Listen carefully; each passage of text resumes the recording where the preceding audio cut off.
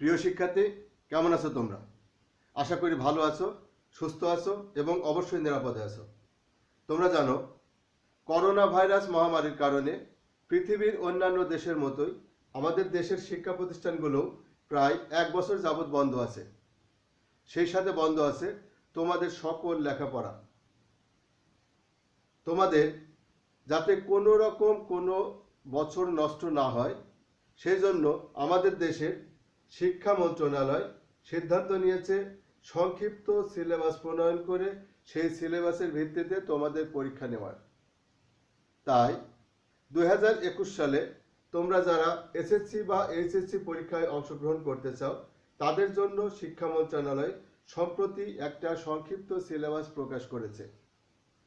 আমি সেই সংক্ষিপ্ত সিলেবাসের আলোকে 2021 সালে যারা এইচএসসি পরীক্ষার্থী, তাদের ইংলিশ সেকেন্ড পেপারের একটা গুরুত্বপূর্ণ টার্ম নিয়ে আলোচনা করছি। আমি আজকে তোমাদের সামনে আলোচনা করব gap filling with special use of words phrases. Gap filling with special use of words phrases, এতে নর্মালি তোমাদের পুরাতন সিলেবাস অনুযায়ী ইংলিশ সেকেন্ড পেপারের 3 নাম্বার প্রশ্নে আসতো। পুরাতন সিলেবাস অনুযায়ী ইংলিশ সেকেন্ড পেপারের 3 নাম্বার প্রশ্নে আসতো। কিন্তু যেহেতু নতুন সিলেবাস অনুসারে আর্টিকেল অধ্যায়টা তোমাদের সিলেবাস থেকে বাদ দেওয়া হয়েছে, সেহেতু সম্ভবত এই প্রশ্নটা এবছর কোশ্চেন নাম্বার 2-এ আসবে। যেহেতু আর্টিকেল তোমাদের সিলেবাস থেকে বাদ দেওয়া হয়েছে, সেহেতু এই প্রশ্নটা সম্ভবত এবার কোশ্চেন নাম্বার 2-এ আসবে। শুধু তাই নয়, শিক্ষা মন্ত্রণালয় তোমাদের জন্য স্পেশাল কিছু ওয়ার্ডস বা ফ্রেজ নির্ধারণ করে দিয়েছে। এই ওয়ার্ডস বা ফ্রেজের আলোকেই তোমাদের প্রশ্ন আসবে। একটু লক্ষ্য করো, এখানে আমি আগেই লিখে রেখেছি বোর্ডে, have to, has two, have to, has to, would rather, had better, was born, what's ... like, what does ... look like, as soon as, they are, it এবং let alone। এই 11টা ফ্রেজ তোমাদের জন্য নির্ধারণ করা হয়েছে। পরীক্ষায় এই 11টার ফ্রেজের বাইরের থেকে কোনো ফ্রেজ আসবে না। অর্থাৎ তোমরা যদি এই 11টা ফ্রেজের ব্যবহার জানো, তাহলে অবশ্যই এই প্রশ্নের পুরো নম্বর তোমরা পেতে পারো। যদি এই 11টা ফ্রেজের ব্যবহার তোমরা জানো, তাহলে অবশ্যই এই প্রশ্নের পুরো নম্বর তোমরা পেতে পারো। তোমাদের জন্য আরো একটা সুখবর, সেটা হচ্ছে এর আগে এই প্রশ্নে তোমাদের 10টা প্রশ্নের উত্তর লিখতে হতো। 10টা প্রশ্নের উত্তর লিখে তোমাদের দেয়া হতো 5 নম্বর। 10টা প্রশ্নের উত্তর লিখলে, সঠিক লিখলে, তার পরিবর্তে তোমরা পেতে 5 নম্বর। কিন্তু শুধুমাত্র 2021 সালের পরীক্ষার্থীদের জন্য এই সুযোগটা দেয়া হয়েছে যে এই আইটেমে 10টার পরিবর্তে 16টা প্রশ্ন থাকবে। এই আইটেমে 10টার পরিবর্তে 16টা প্রশ্ন থাকবে। এই 16টা প্রশ্নের উত্তর যদি তোমরা লিখতে পারো, তাহলে তোমরা 8 পাবে। তার মানে এখানে যে ফ্রেজগুলো উল্লেখ করা হয়েছে, এই ফ্রেজগুলা যদি তোমরা ভালোভাবে শিখো এবং বাড়িতে প্র্যাকটিস করো, তাহলে শিওর 8 নম্বর পেতে পারো। ঠিক আছে? যাই হোক প্রিয় শিক্ষার্থী, এখন আমি তোমাদের সামনে একটা একটা করে আলোচনা করব এবং কিছু উদাহরণ তোমাদের সামনে তুলে ধরবো, যাতে তোমরা সহজে এই জিনিসগুলো বুঝতে পারো। প্রথমেই আমি তোমাদের সামনে হ্যাভ টু বা হ্যাজ টুর ব্যবহার শেখাবো। হ্যাভ টু বা হ্যাজ টু, হ্যাভ টু অথবা হ্যাজ টু।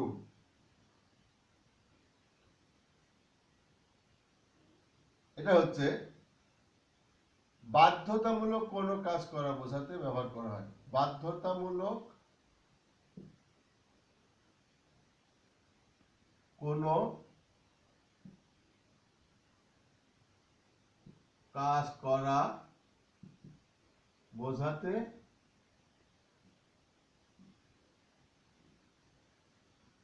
সাবজেক্ট এবং ভার্ব ওয়ান বা ভার্বের প্রেজেন্ট ফর্মের মাঝে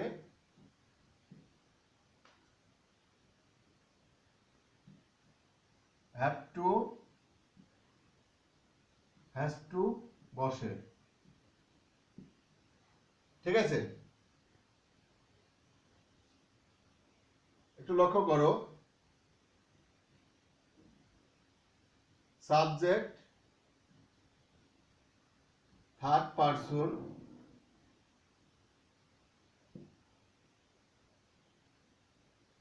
সিঙ্গুলার নাম্বার হলে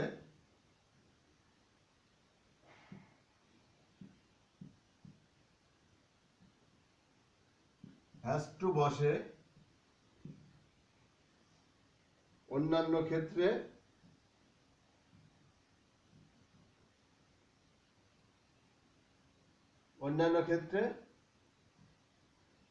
হ্যাভ টু বসে। গঠনটা কিরকম? গঠন অর্থাৎ সেন্টেন্সটা কিরকম থাকবে? প্রথমে সাবজেক্ট থাকবে, তারপরে গ্যাপ থাকবে, subject plus gap plus verb one plus extension. ঠিক আছে, আমি কি লিখলাম? হ্যাভ টু বা হ্যাজ টু কোথায় বসে? বাধ্যতামূলক কোনো কাজ করা বোঝাতে সাবজেক্ট এবং ভার্বের প্রেজেন্ট ফর্মের মাঝে হ্যাভ টু বা হ্যাজ টু বসে। বাধ্যতামূলক কোনো কাজ করা বোঝাতে সাবজেক্ট এবং ভার্বের প্রেজেন্ট ফর্মের মাঝে হ্যাভ টু বা হ্যাজ টু বসে। তারপরে কি লিখেছি? সাবজেক্ট যদি থার্ড পারসন সিঙ্গুলার নাম্বার হয় তাহলে হ্যাজ টু বসে, আর যদি থার্ড পারসন সিঙ্গুলার নাম্বার না থাকে বা অন্যান্য কোনো সাবজেক্ট থাকে তাহলে হ্যাভ টু বসে। আর এই জাতীয় বাক্যের গঠনটা কিরকম হয়? তোমরা যে প্রশ্নটা পাবে সেই প্রশ্নে এরকম থাকবে, প্রথমে সাবজেক্ট থাকবে, তারপরে একটা গ্যাপ থাকবে, তারপরে ভার্বের প্রেজেন্ট ফর্ম থাকবে, তারপরে এক্সটেনশন থাকবে। প্রথমে সাবজেক্ট থাকবে, তারপরে একটা গ্যাপ থাকবে, তারপরে ভার্বের প্রেজেন্ট ফর্ম থাকবে, এক্সটেনশন থাকবে। আমি আগেই বলেছি, বাধ্যতামূলক কোনো কাজ করা বোঝাতে সাবজেক্ট এবং ভার্বের প্রেজেন্ট ফর্মের মাঝখানে হ্যাভ টু বা হ্যাজ টু বসে। অর্থাৎ তুমি কোনো কাজ করতে বাধ্য হও, এইটা বোঝাতে হ্যাভ টু বা হ্যাজ টু ব্যবহার করা হয়। ঠিক আছে, বাধ্যতামূলক অর্থাৎ এখানে যে ভার্বটা ব্যবহার করা হয়েছে, এই ভার্বটা দিয়ে যে কাজটার কথা বলা হয়েছে, এটা যদি বাধ্যতামূলক হয় তাহলে আমরা তার আগে হ্যাভ টু বা হ্যাজ টু ব্যবহার করব। ঠিক আছে, যেমন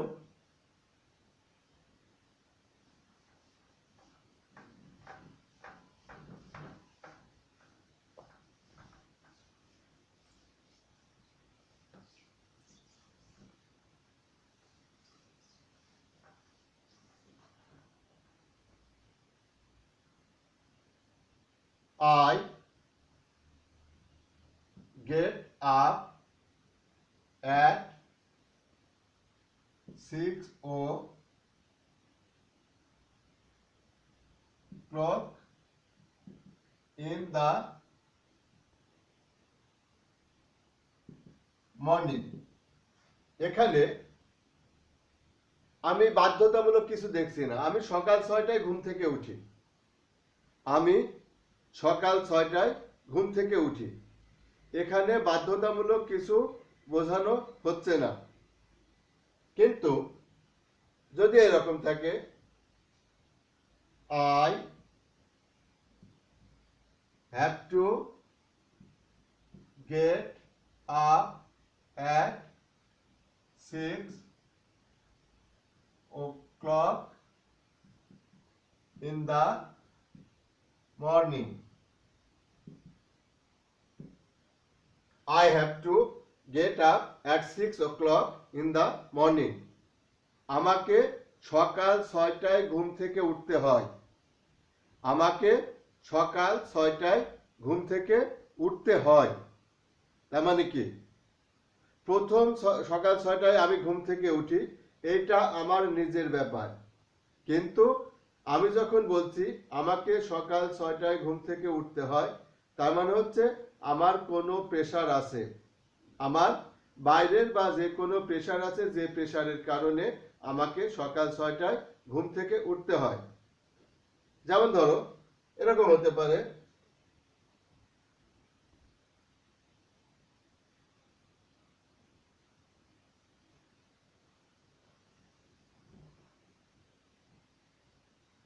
his office starts at 9 a.m. His office starts at 9 a.m. তার অফিস শুরু হয় সকাল 9টায়। He has to go to office before 9 in the morning.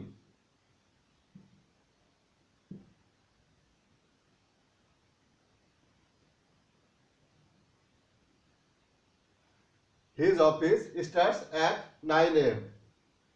তার অফিস শুরু হয় সকাল 9টায়। তাকে অফিসে যেতে হয় সকাল 9টার আগে। এখানে সে যদি মনে করে আমি সকাল 9টার পরে যাব, তাহলে কখনোই সম্ভব না। তার অফিসেরই চাপ আছে যে তাকে সকাল 9টার ভিতর অবশ্যই অফিসে পৌঁছাতে হবে। ঠিক আছে? তাই যখন আমরা কোনো কাজ বাধ্যতামূলক করি, তখন এই বাধ্যবাধকতা প্রকাশ করতে সাবজেক্টের পরে হ্যাভ টু বা হ্যাজ টু ব্যবহার করা হয়। ঠিক আছে? এই বাধ্যবাধকতা প্রকাশ করতে সাবজেক্টের পরে হ্যাভ টু বা হ্যাজ টু ব্যবহার করা হয়। এবার আমি তোমাদের সামনে আলোচনা করব উড রেদারের ব্যবহার।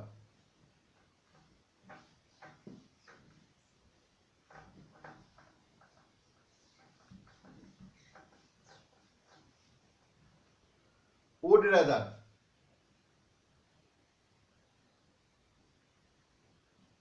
উড রাদার এর বাংলা অর্থ হচ্ছে বরং। উড রাদারের বাংলা অর্থ হচ্ছে বরং। কোথায় বসে?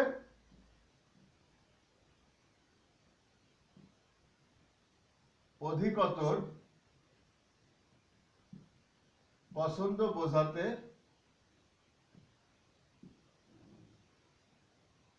সাবজেক্ট এবং ভার্বের প্রেজেন্ট ফর্ম এর মাঝে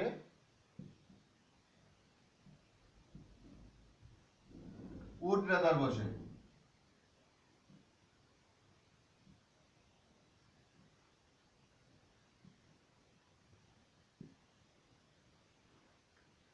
অধিকতর পছন্দ বোঝাতে সাবজেক্ট এবং ভার্বের প্রেজেন্ট ফর্মের মাঝে উড রাদার বসে। ঠিক আছে? যেমন I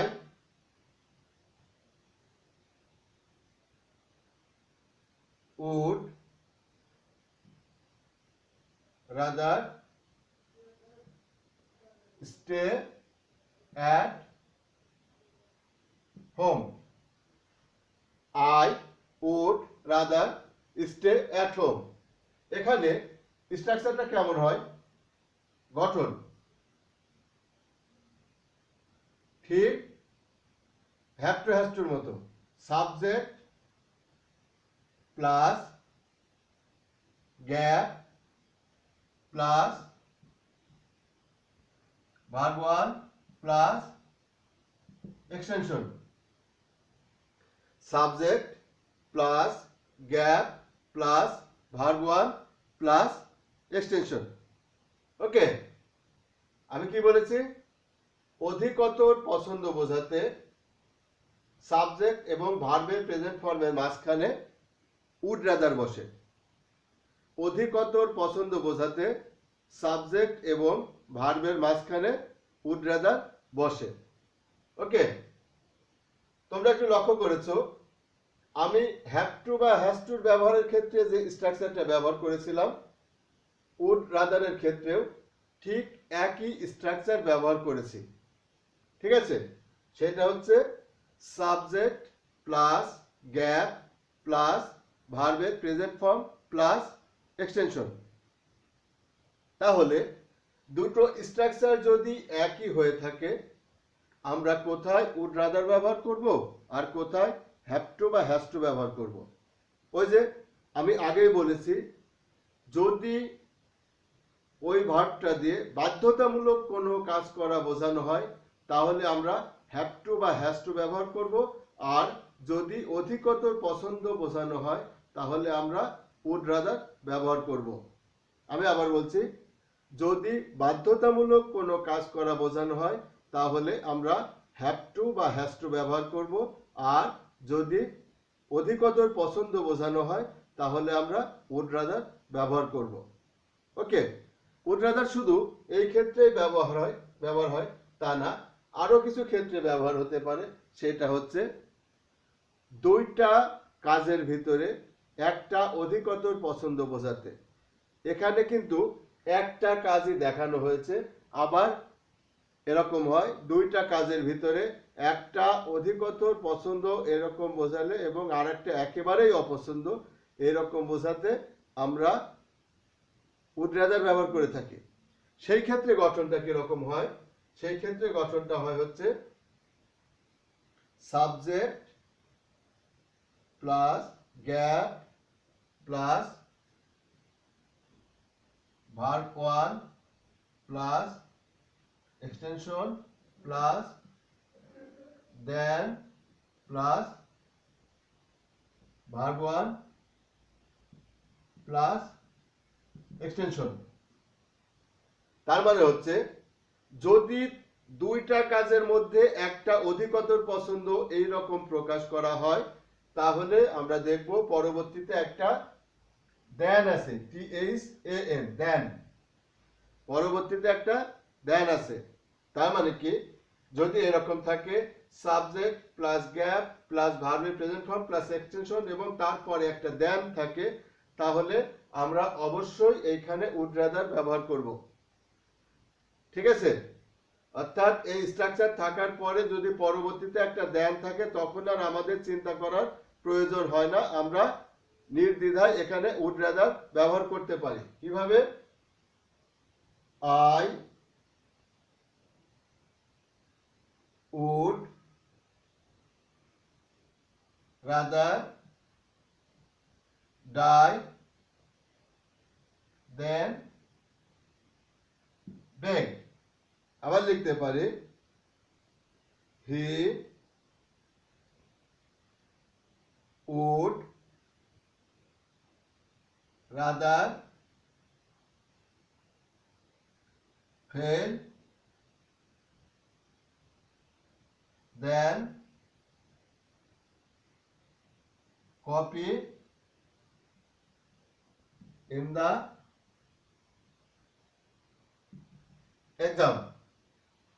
He would rather fail than copy in the exam, but I would rather die than beg. এখানে দেন আছে, এখানেও দেন আছে, আবার এখানে সাবজেক্ট ভার্বের প্রেজেন্ট ফর্ম ভার্বের প্রেজেন্ট ফর্ম। তাই যদি এরকম স্ট্রাকচার থাকে বা পরবর্তীতে একটা দেন থাকে তাহলে আমরা অবশ্যই সেই ক্ষেত্রে উড রাদার ব্যবহার করব। আর যদি এরকমই থাকে সাবজেক্ট প্লাস গ্যাপ তারপরে আবার ভার্বের প্রেজেন্ট ফর্ম প্লাস এক্সটেনশন, সেই ক্ষেত্রে আমরা কি করব? যদি দেখি বাধ্যতামূলক বোঝানো হচ্ছে তাহলে আমরা হ্যাভ টু বা হ্যাজ টু ব্যবহার করব, এবং যদি দেখি অধিকতর পছন্দ বোঝানো হচ্ছে তাহলে উড রাদার ব্যবহার করব। এখন আমি তোমাদের সামনে হ্যাড বেটারের আলোচনা করব। হ্যাড বেটার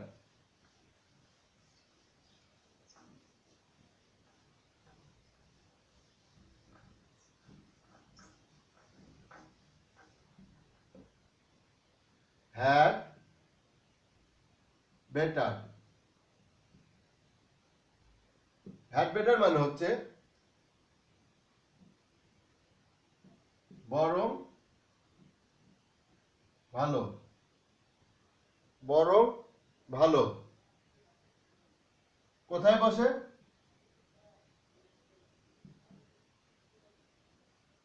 পরামর্শ, উপদেশ, কি করা উচিত,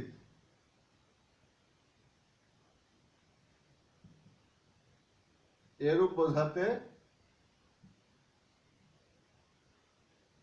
সাবজেক্ট এবং ভার্ব ওয়ান এর মাঝে হ্যাড বেটার বসে। ঠিক আছে? হ্যাড বেটার মানে কি? বরং ভালো। কোন ক্ষেত্রে বসে? পরামর্শ, উপদেশ বা কি করা উচিত এইগুলো বোঝাতে সাবজেক্ট এবং ভার্বের প্রেজেন্ট ফর্মের মাঝখানে হ্যাড বেটার বসে। ঠিক আছে? অ্যাকচুয়ালি যদি এরকম বোঝানো হয় যে কোনো কাজ করলে ভালো কিন্তু না করলেও চলে, এরকম বোঝাতে সাবজেক্ট এবং ভার্বের প্রেজেন্ট ফর্মের মাঝখানে হ্যাড বেটার বসে। আমি আবার বলছি, কোনো কাজ করলে ভালো কিন্তু না করলেও চলে, এইরকম বোঝাতে সাবজেক্ট এবং ভার্বের প্রেজেন্ট ফর্মের মাঝখানে হ্যাড বেটার বসে। ওকে? যেমন it is getting done, we had better go home। অর্থাৎ অন্ধকার হয়ে আসছে, আমাদের বরং বাড়ি যাওয়াই ভালো।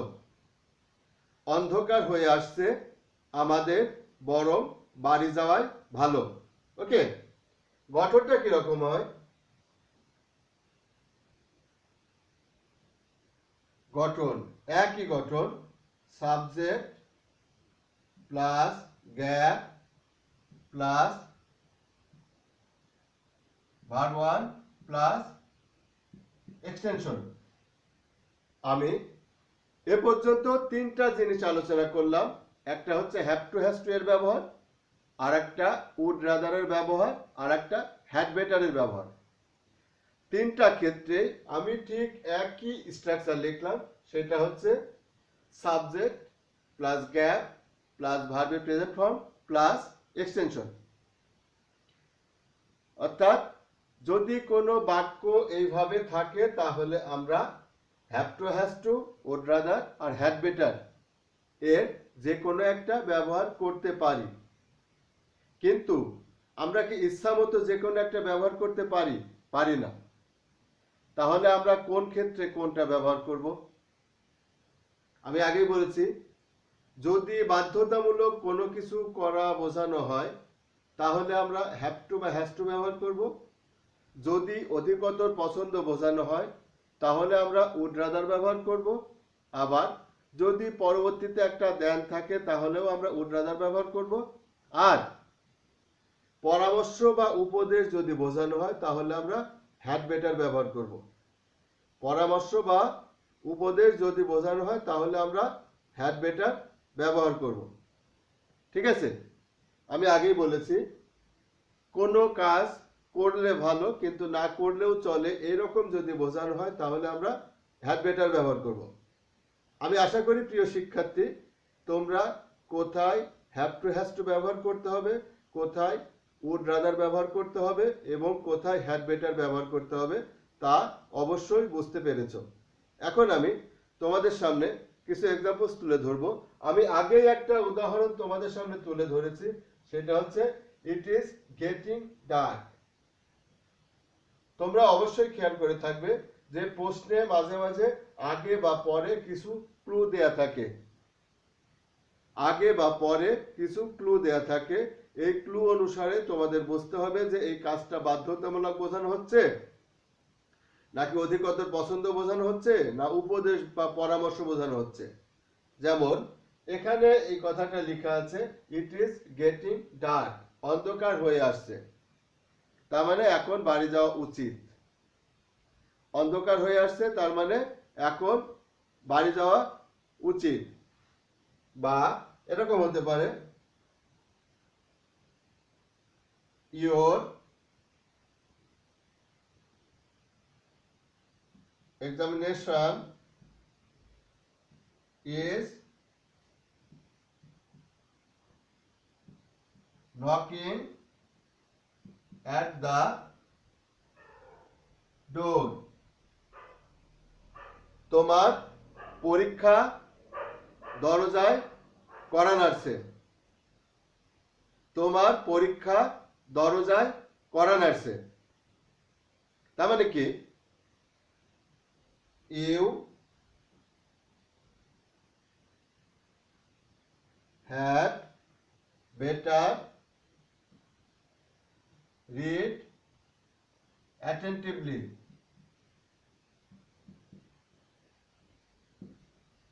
You had better read attentively, তাই তো? তার মানে কি তোমার পরীক্ষা দরজায় কড়া নাড়ছে, তোমার এখন মনোযোগ দিয়ে পড়া উচিত, এটা একটা পরামর্শ, তাই তো? তো প্রিয় শিক্ষার্থী আমি তোমাদের সামনে have to has to would rather এবং হ্যাড বেটার নিয়ে আলোচনা করলাম। আশা করি এরপর থেকে তোমরা সহজেই এই তিনটা ফ্রেজের ব্যবহার করতে পারবা, ঠিক আছে? এখন আমি পরবর্তী যে ফ্রেজটা আছে সেই ফ্রেজটা হচ্ছে ওয়াজ বর্ন। ওয়াজ বর্নের ব্যবহার তোমাদের সামনে তুলে ধরবো।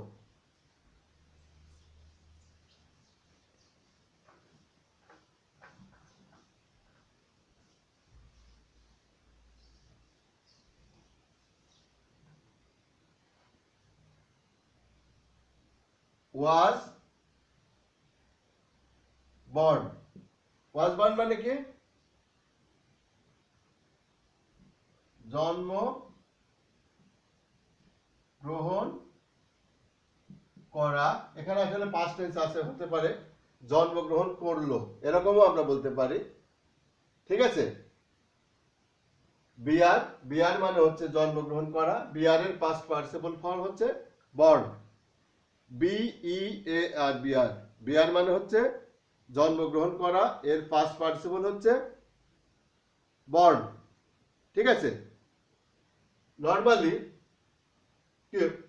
কে কোথায় জন্মগ্রহণ করেছে, কেন জন্মগ্রহণ করেছে, এরকম কিভাবে জন্মগ্রহণ করেছে, এরকম অর্থ প্রকাশ করতে ওয়াজ বর্ন ব্যবহার করা হয়।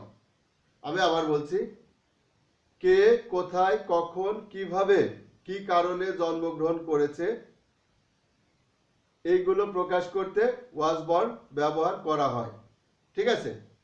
স্ট্রাকচারটা সাধারণত থাকে এরকম: সাবজেক্ট প্লাস গ্যাপ প্লাস এখানে একটা প্রিপজিশন থাকতে পারে, প্রিপজিশন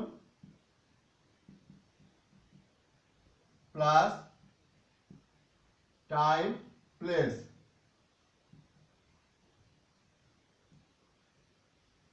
বেশিরভাগ ক্ষেত্রে এই স্ট্রাকচারে থাকতে পারে সাবজেক্ট প্লাস গ্যাপ, তারপরে প্রিপজিশন প্লাস একটা টাইম অথবা place.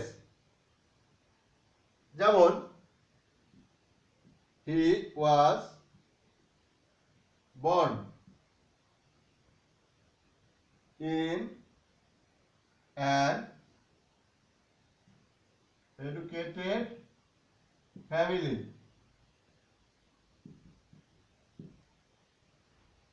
He was born in an educated family.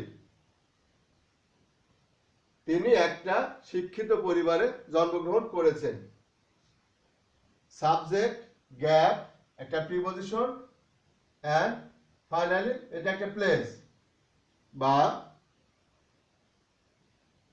He was born in 1971. Subject gap preposition time. ঠিক আছে, বেশিরভাগ ক্ষেত্রে এই স্ট্রাকচারে থাকে, তবে কিছু কিছু ক্ষেত্রে এরকম থাকতে পারে।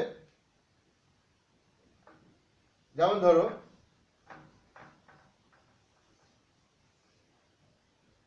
যদি এরকম থাকে কেন জন্মগ্রহণ করেছে, she was born to serve the helpless.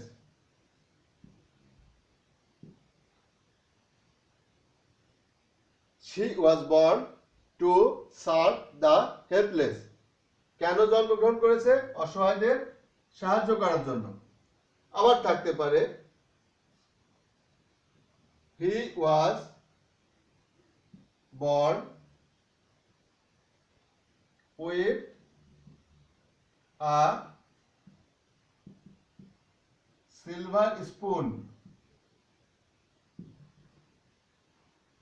He was born with a silver spoon. কিভাবে জন্মগ্রহণ করেছে?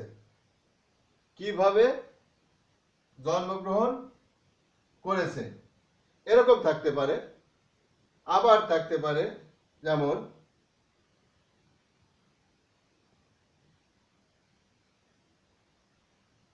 ideas are born. Ideas are born তার মানে কি ধারণার জন্ম হয়। তবে তোমাদের স্পেশাল ইউজে আর বর্ন এটার ব্যবহার হয়তো নাও থাকতে পারে, আর বর্ণের ব্যবহার নাও থাকতে পারে। যাই হোক, ওয়াজ বর্ন কি কি ভাবে ব্যবহার হতে পারে আমি তোমাদের সামনে আলোচনা করলাম। আশা করি এরপরে আর ওয়াজ বর্ণের ব্যবহার করতে তোমাদের ভুল হবে না। ঠিক আছে, এখন আমি তোমাদের সামনে আর একটা গুরুত্বপূর্ণ টার্ম হোয়াটস ডট ডট লাইক এর ব্যবহার দেখাবো।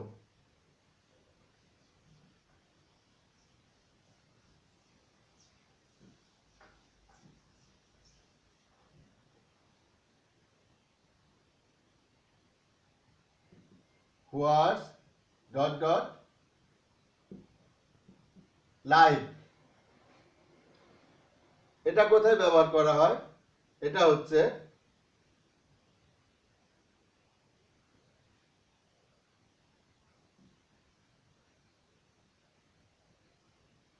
কোনো কিছু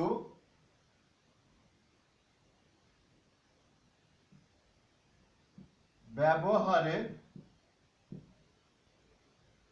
অভিজ্ঞতা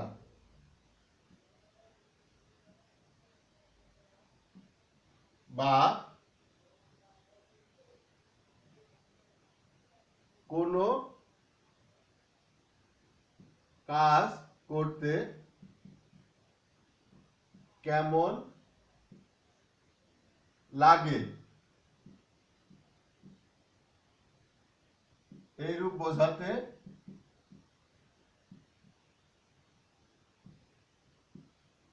বোঝাতে বাক্যে শুরুতে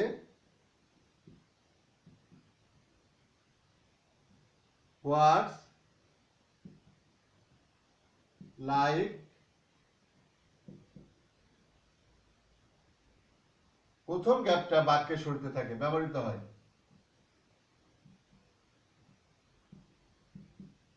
ঠিক আছে, হোয়াটস লাইক ব্যবহার করা হয়, হোয়াটস লাইক।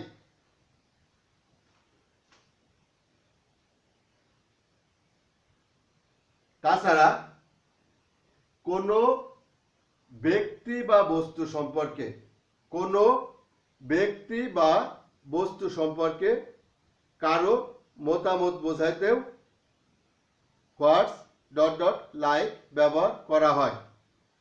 কোনো ব্যক্তি বা বস্তু সম্পর্কে কারো মতামত প্রকাশ করতেও হোয়াটস ডট ডট লাইক এতে ব্যবহার করা হয়। এখানে অবশ্যই যে জিনিসটা মনে রাখতে হবে সেটা হচ্ছে হোয়াটস ডট ডট লাইক যদি আমরা ব্যবহার করি, ওই বাক্যের শেষে অবশ্যই প্রশ্নবোধক চিহ্ন থাকবে। হোয়াটস ডট ডট লাইক যদি আমরা ব্যবহার করে থাকি তাহলে ওই বাক্যের শেষে অবশ্যই প্রশ্নবোধক চিহ্ন থাকবে। ঠিক আছে, এখন আমরা দেখি কিভাবে আমরা হোয়াটস লাইক ব্যবহার করি। এরকম থাকতে পারে,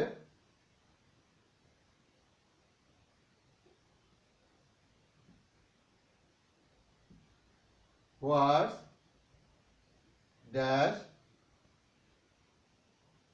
সরি আমি ভুল লিখেছি, প্রথমে একটা গ্যাপ, তারপর হয়তো একটা সাবজেক্ট থাকতে পারে বা noun, plus gap plus extension, লাস্টে অবশ্যই একটা জিজ্ঞাসা চিহ্ন। ঠিক আছে, প্রথমে একটা গ্যাপ থাকবে, তারপরে একটা গ্যাপ, তারপরে সরি আমি আবার বলছি, প্রথমে একটা গ্যাপ, তারপর একটা নাউন, তারপরে একটা গ্যাপ, তারপরে প্লাস ভার্বের সাথে আইএনজি, সাথে আইএনজি প্লাস এক্সটেনশন এবং লাস্টে অবশ্যই জিজ্ঞাসা চিহ্ন থাকবে। ঠিক আছে, যেমন এরকম হতে পারে, what's it like flying in the sky? What's it like flying in the sky? তার মানে হচ্ছে আকাশে উঠতে কেমন লাগে, বা what's it like swimming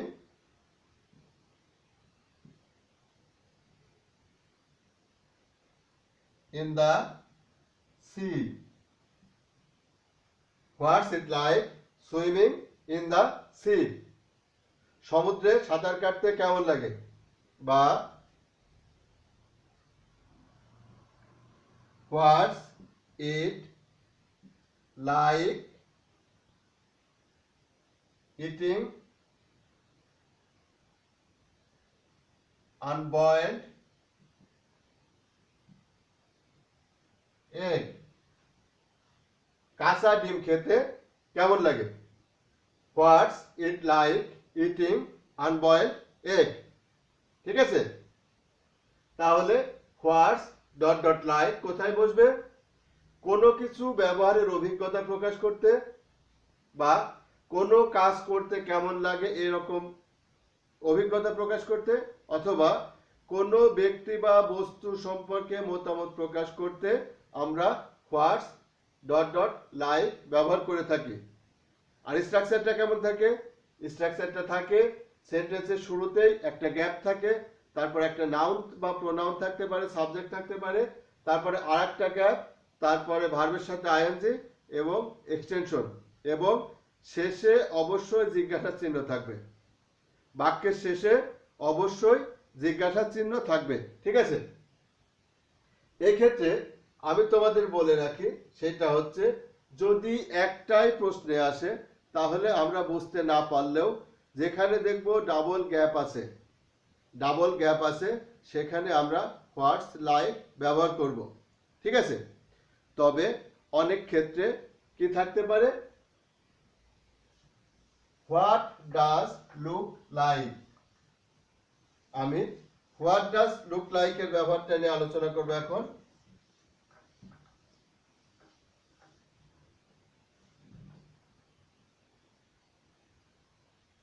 what does look like, কোনো কিছু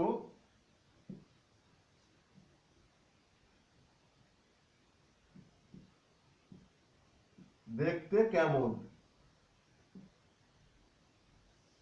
এরূপ বোঝাতে বসে। এরূপ বোঝাতে বসে। কোনো কিছু দেখতে কেমন এরূপ বোঝাতে হোয়াট ডাজ লুক লাইক ব্যবহার করা হয়। এই ক্ষেত্রেও স্ট্রাকচারটা একই রকম থাকে।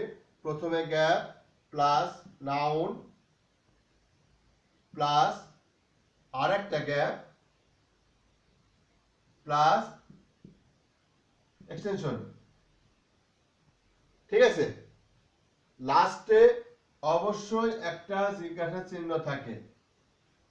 লাস্টে অবশ্যই একটা জিজ্ঞাসা চিহ্ন থাকবে। ঠিক আছে, হোয়াটস লাইকের মতো এক্ষেত্রেও লাস্টে অবশ্যই একটা জিজ্ঞাসা চিহ্ন থাকবে। কিন্তু যদি তোমাদের প্রশ্নের ভিতরে হোয়াটস ডট ডট লাইক বা what does dot dot look like দুটোই প্রশ্নের ভিতরে থাকে, তাহলে আমরা কোথায় হোয়াটস ডট ডট লাইক ব্যবহার করব আর কোথায় what does dot dot look like ব্যবহার করব।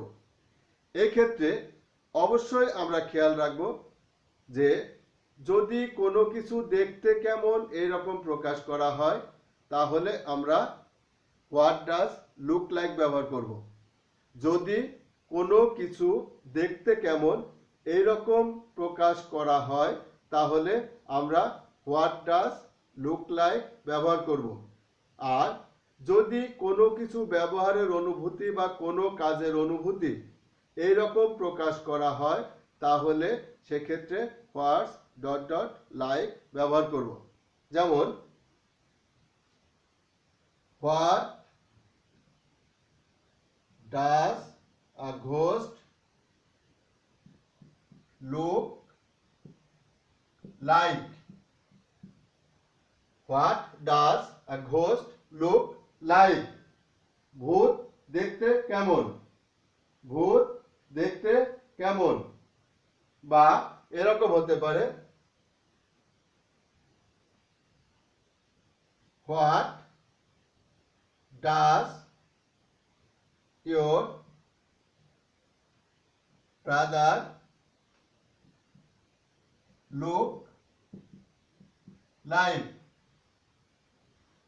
What does your brother look like, তোমার ভাই দেখতে কেমন। অর্থাৎ চেহারা প্রকাশ করতেও আমরা হোয়াট ডাজ লুক লাইক ব্যবহার করতে পারি। কিন্তু আমরা এরকম ব্যবহার করতে পারি what does your new mobile phone look like. What does your new mobile phone look like. ঠিক আছে, তাহলে আমরা যখন কোনো কিছু দেখতে কেমন এরকম প্রকাশ করা হয় তখন আমরা what does dot dot look like ব্যবহার করব। আর যখন কোনো কিছু করতে কেমন মতামত বা পরামর্শ এরকম প্রকাশ করা হয় বা অনুভূতি দিয়ে বুঝতে হয়, তখন আমরা what, what's, dot dot, like ব্যবহার করব। ওকে প্রিয় শিক্ষার্থী, এখন আমি তোমাদের সামনে আর একটা গুরুত্বপূর্ণ টার্ম, যেটা শিক্ষা মন্ত্রণালয় প্রণয়িত যে নতুন সিলেবাস আছে সেই সিলেবাসে দেখানো হয়েছে যে এই ফ্রেজগুলা তোমাদের পরীক্ষায় আসতে পারে, তার ভিতরে একটা গুরুত্বপূর্ণ টার্ম, সেটা হচ্ছে অ্যাজ সুন অ্যাজ এর ব্যবহার। এখন আমি তোমাদের সামনে অ্যাজ সুন অ্যাজ এর ব্যবহার সম্পর্কে আলোচনা করব।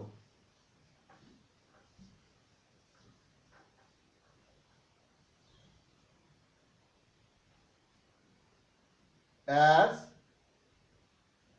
Soon as, as soon as মানে হচ্ছে যে মাত্র, অ্যাজ সুন অ্যাজ যে মাত্র। একটা ঘটনা ঘটার সাথে সাথে আরেকটা ঘটনা ঘটলো, ঘটে অথবা ঘটবে। আমি আবার বলছি, একটা ঘটনা ঘটার সাথে সাথে আরেকটা ঘটনা ঘটে, ঘটলো অথবা ঘটবে, এইরকম প্রকাশ করতে যে কাজটা আগে সংঘটিত হয় বা যে ঘটনাটা আগে সংঘটিত হয় তার আগে অ্যাজ সুন অ্যাজ বসে। আমি আবার বলছি, একটা ঘটনা ঘটার সাথে সাথে আরেকটা ঘটনা ঘটলো, ঘটে অথবা ঘটবে, এরকম প্রকাশ করতে যে ঘটনাটা আগে ঘটবে তার আগে অ্যাজ সুন অ্যাজ বসবে। ঠিক আছে? অ্যাজ সুন অ্যাজ কোথায় ব্যবহার করা হয়? কমপ্লেক্স সেন্টেন্সে ব্যবহার করা হয়। অ্যাজ সুন অ্যাজ যদি ব্যবহার করা হয় সেক্ষেত্রে বাক্যের শুরুতেও গ্যাপ থাকতে পারে, আবার মাঝেও গ্যাপ থাকতে পারে। এই ক্ষেত্রে বাক্যের শুরুতেও গ্যাপ থাকতে পারে, আবার মাঝখানেও গ্যাপ থাকতে পারে। কিন্তু অবশ্যই খেয়াল করতে হবে, অ্যাজ সুন অ্যাজ এর পরে যে ক্লজটা আছে সেই ক্লজটা দিয়ে দুইটা কাজের ভিতরে যে কাজটা আগে সংঘটিত হয় সেটা প্রকাশ করবে। আমি আবার বলছি, দুইটা ক্লজ থাকবে, একটা কাজ আগে সংঘটিত হবে আর একটা কাজ পরে সংঘটিত হবে। যে কাজটা আগে সংঘটিত হবে সেই কাজটার আগে বা সেই ক্লজটার আগে অ্যাজ সুন অ্যাজ বসবে। তার মানে যেখানেই গ্যাপ থাক আমাদের প্রথম খেয়াল করতে হবে দুইটা ক্লজ আছে কিনা। এরপরে আমাদের খেয়াল করতে হবে দুইটা ক্লজ দিয়ে পরপর দুটো কাজ বোঝানো হচ্ছে কিনা। এবং ফাইনালি যে জিনিসটা খেয়াল করতে হবে সেটা হচ্ছে গ্যাপের পরপরই যে ক্লজটা আছে সেই ক্লজটা দিয়ে পূর্বের কাজটা বোঝানো হচ্ছে কিনা। যদি এইগুলো বোঝানো হয়ে থাকে তাহলে অবশ্যই সেখানে অ্যাজ সুন অ্যাজ ব্যবহার হতে পারে। যেমন as soon as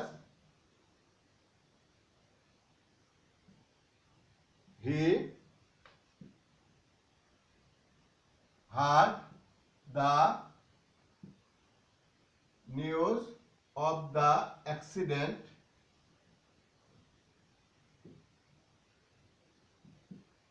he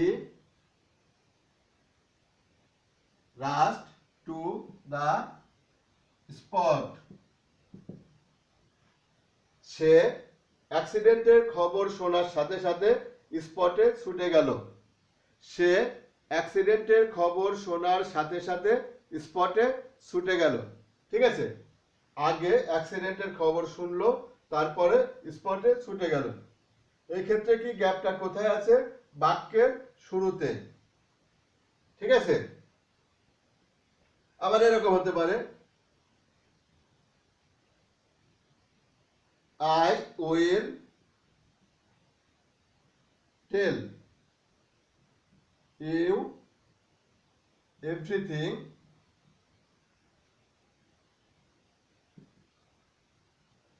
dash I am informed. I will tell you everything dash I am informed. তার মানে আমাকে জানানোর সাথে সাথে আমি তোমাকে সব বলবো। আমাকে জানানোর সাথে সাথে আমি তোমাকে সব বলবো। তার মানে হচ্ছে আগে আমাকে জানানো হবে, তারপর পরে আমি তোমাকে বলবো। তার মানে হচ্ছে এখানে শর্ত অনুসারে দুইটা ক্লজ আছে, একটা কাজ আগে আর একটা কাজ পরে, এবং গ্যাপের পরে যে কাজটা আছে বা যে ক্লজটা আছে সেটা দিয়ে প্রথম কাজটা বা পূর্বের কাজটা বোঝানো হচ্ছে, তাই এখানে as soon as বসবে। ঠিক আছে, এবার আমি আলোচনা করব দেয়ার এর ব্যবহার। দেয়ার,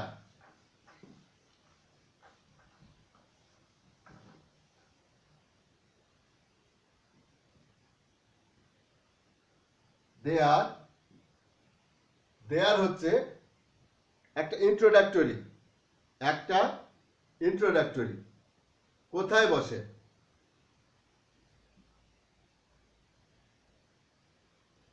কোথাও কোনো কিছু ছিল, আছে বা থাকবে,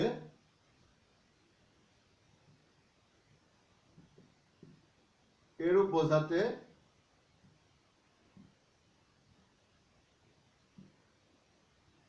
বাক্যের শুরুতে দেয়ার বসে।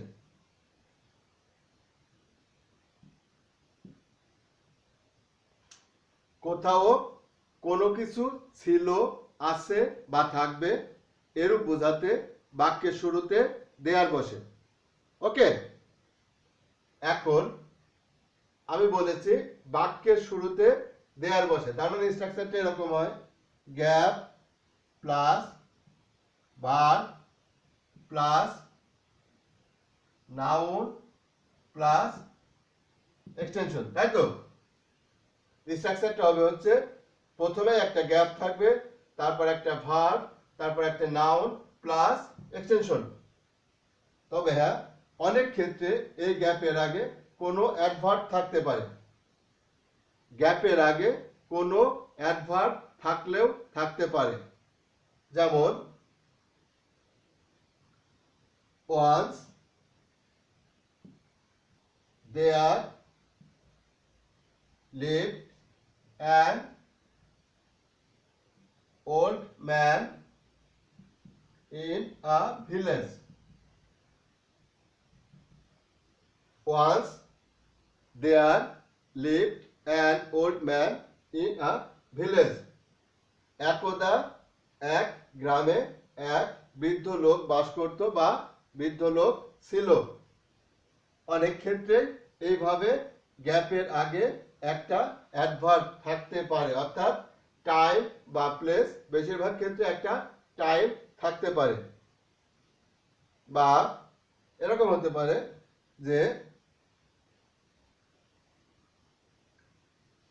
there is a primary school in our village. আমাদের গ্রামে একটা প্রাইমারি স্কুল আছে। আমাদের গ্রামে একটা প্রাইমারি স্কুল আছে। ওকে, বা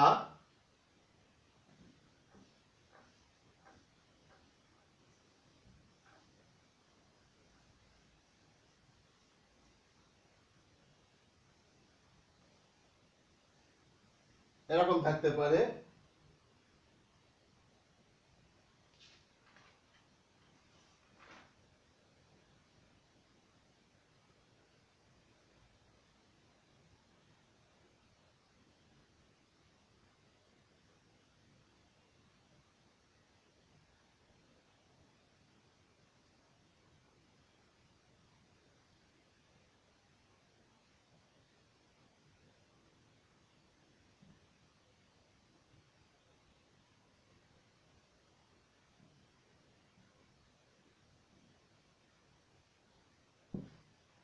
there was some bad boys beside the road.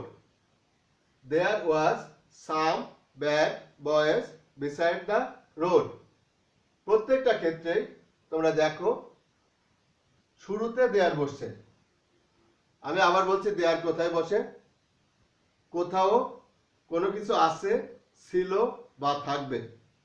কোথাও কোনো কিছু আছে, ছিল বা থাকবে এরকম প্রকাশ করতে বাক্যের শুরুতে দেয়ার বসে। আর স্ট্রাকচারটা কেমন হয়? প্রথমে একটা গ্যাপ থাকে, তারপর একটা ভার্ব থাকে, তারপর একটা নাউন, তারপরে এক্সটেনশন। ঠিক আছে? এবার আমরা ইটের ব্যবহার দেখব। ইট, ইটও একটা ইন্ট্রোডাক্টরি। ইট, দেয়ার এবং ইট এরা দুটোই ইন্ট্রোডাক্টরি। ঠিক আছে? ইট কোথায় বসে? সময় প্রকাশ করতে, যেমন কয়টা বাজে, আবহাওয়া কেমন, বা অন্যান্য বিভিন্ন বিষয় থাকতে পারে।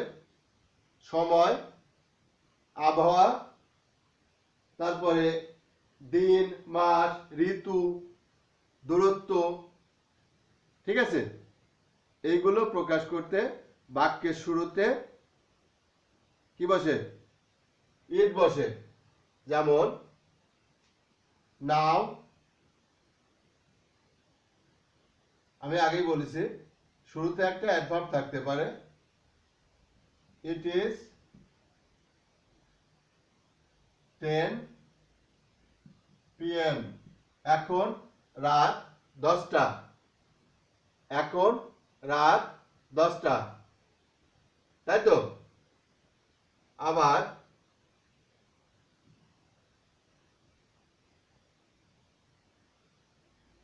it is 5 miles from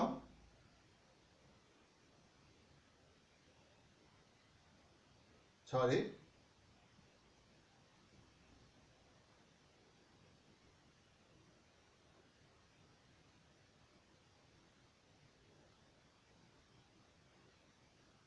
আমরা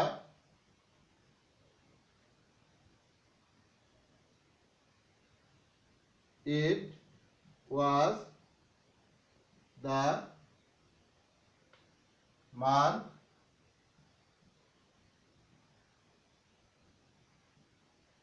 of May, এটা ছিল মে মাসের একটা দিন। It was the month of May। আবার আমরা কোনো কিছু হচ্ছে এরকম বোঝাতেও যদি দেখি ওইখানে সাবজেক্ট নেই, সেই ক্ষেত্রেও আমরা ইট ব্যবহার করতে পারি। যেমন it is raining now, it is raining now, বা it is very cold outside, it is very cold outside। ঠিক আছে? এইভাবে, বা আমরা বলতে পারি it is a cat, মানে কি মাস, ঋতু, বছর, দূরত্ব প্রকাশ করতে আমরা বাক্যের শুরুতে ইট ব্যবহার করি। আবার কোথায় ইট ব্যবহার করি? আবার আমরা ইট ব্যবহার করি হচ্ছে কোনো কাজ হচ্ছে, হয় এরকম বোঝানো হচ্ছে, কিন্তু ওই বাক্যে সাবজেক্টটা গোপনে থাকে বা সাবজেক্ট থাকে না, এরকম প্রকাশ করতে আমরা ইট ব্যবহার করি। যেমন ইট ইজ রেইনিং নাও, এখন বৃষ্টি হচ্ছে। আরো কিছু কিছু ক্ষেত্রে আমরা ইট ব্যবহার করতে পারি। সেটা হচ্ছে কিছু কিছু ভার্ব আছে যে ভার্বগুলোকে আমরা বলে থাকি ইম্পার্সোনাল ভার্ব, যে ভার্বগুলোকে আমরা বলে থাকি ইম্পার্সোনাল ভার্ব, যেমন সিম, অ্যাপিয়ার, হ্যাপেন, লুক। সিম, অ্যাপিয়ার, হ্যাপেন বা লুক। যদি কোনো কমপ্লেক্স সেন্টেন্সে সিম, অ্যাপিয়ার, হ্যাপেন বা লুক এইগুলা ইম্পার্সোনাল ভার্ব হিসেবে ব্যবহার হয়ে থাকে, তাহলে ওই বাক্যটা ইট দিয়ে শুরু হয়। যেমন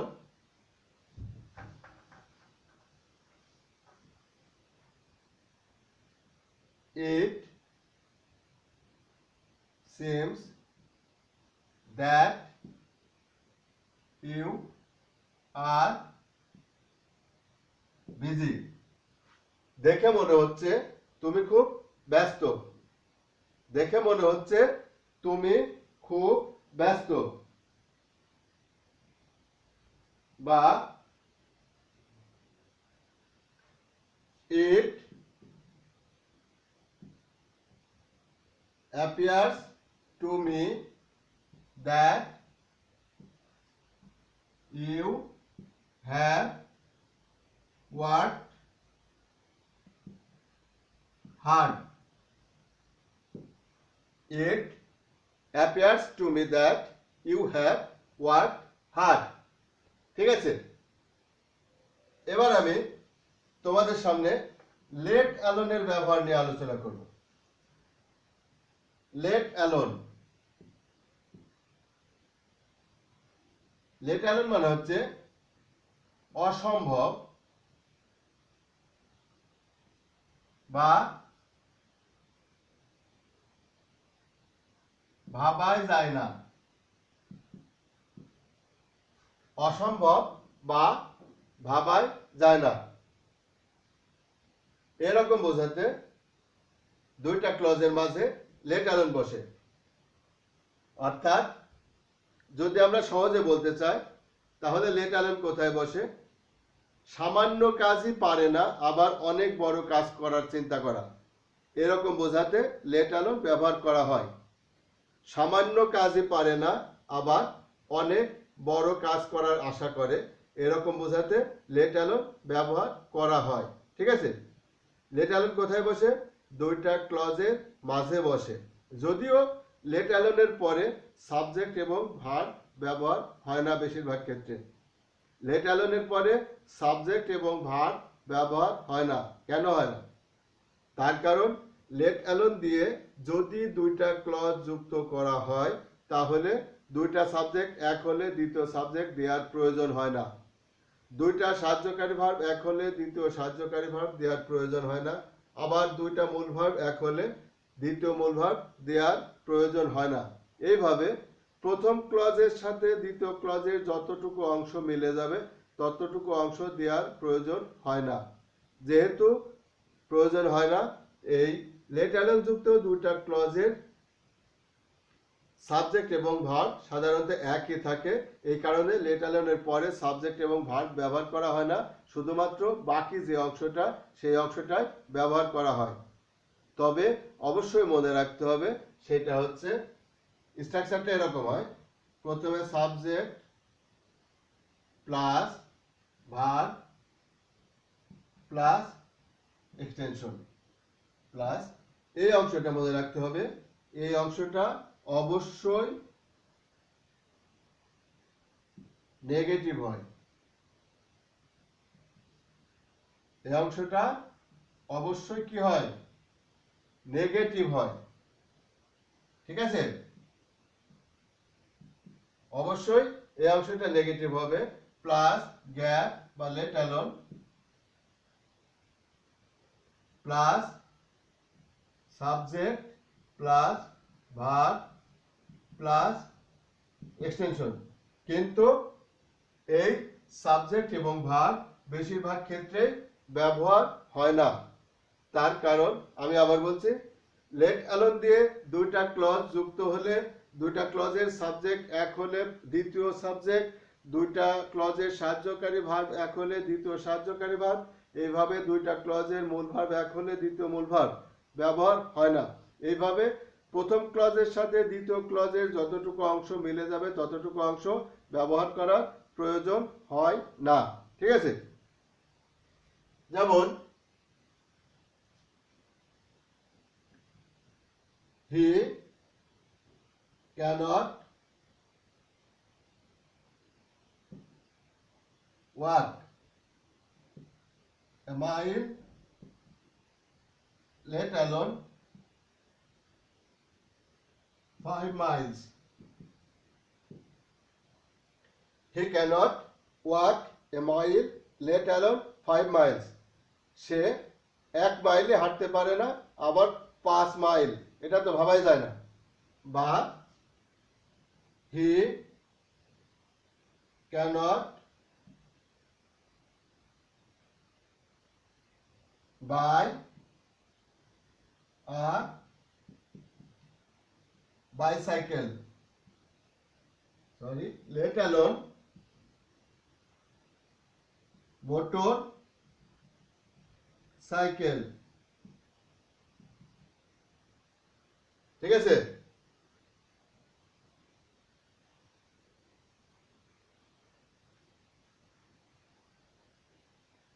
বা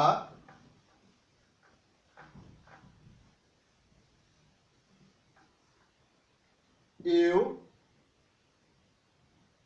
do not remember his name, let alone his address। ঠিক আছে? তো প্রিয় শিক্ষার্থী, আমরা let alone কোথায় ব্যবহার করব? অবশ্যই মনে রাখবো, গ্যাপের আগে যে ক্লজটা আছে সেই ক্লজটা অবশ্যই নেগেটিভ থাকতে হবে। গ্যাপের আগে যে ক্লজটা আছে সেই ক্লজটা অবশ্যই নেগেটিভ থাকতে হবে, তাহলে পরবর্তীতে let alone ব্যবহার করা যাবে। যদি এরকম বোঝানো হয় যে ওই কাজটাই করতে পারে না, আবার অনেক বড় কাজ করার চিন্তা করছে, এরকম যদি বোঝানো হয় এবং প্রথম ক্লজটা নেগেটিভ থাকে, তাহলে আমরা let alone ব্যবহার করতে পারবো। ওকে? তো প্রিয় শিক্ষার্থী, 2021 সালের এইচএসসি পরীক্ষার সংক্ষিপ্ত যে সিলেবাস প্রণয়ন করা হয়েছে সেই সিলেবাসের আলোকে আমি এতক্ষণ ইংরেজি সেকেন্ড পেপারের 2 নম্বর কোশ্চেন, মানে নতুন সিলেবাস অনুসারে যে 2 নম্বর কোশ্চেন তোমাদের সামনে আসবে, সেই কোশ্চেনে gap filling with special use of words or phrase, এই আইটেমটা সম্পর্কে তোমাদের সামনে আলোচনা করলাম। নতুন সিলেবাস অনুসারে সরকার যে 11টা ফ্রেজ তোমাদের সামনে দিয়েছে, এই ফ্রেজগুলোর ব্যবহারের উপরে তোমাদের সামনে 16টা প্রশ্ন আসবে। সেই 11টা ফ্রেজের কোথায় কিভাবে ব্যবহার করা যায় সেই বিষয়টা আমি তোমাদের সামনে আলোচনা করলাম। আশা করি তোমাদের আমার ক্লাসটা ভালো লেগেছে এবং তোমরা এর পরে অন্তত এই কোশ্চেনের প্রত্যেকটা প্রশ্নের উত্তর সঠিকভাবে দিতে পারবে। যাই হোক প্রিয় শিক্ষার্থী, আমার ক্লাসটা যদি তোমাদের ভালো লেগে থাকে তাহলে অবশ্যই এই ভিডিওটাতে একটা লাইক দিতে ভুলবে না। আর তোমাদের যদি কোনো প্রশ্ন থেকে থাকে বা তোমাদের যদি নির্দিষ্ট কোনো আইটেমের উপর আলোচনা দেখার প্রয়োজন হয়ে থাকে, অর্থাৎ তোমরা যদি মনে করো যে কোনো একটা প্রশ্ন সম্পর্কে আমি যদি আলোচনা করি তোমাদের ভালো হবে, তাহলে অবশ্যই কমেন্ট বক্সে লিখবে, আমি তোমাদের সমস্ত সমস্যার সমাধান করার চেষ্টা করব। ধন্যবাদ।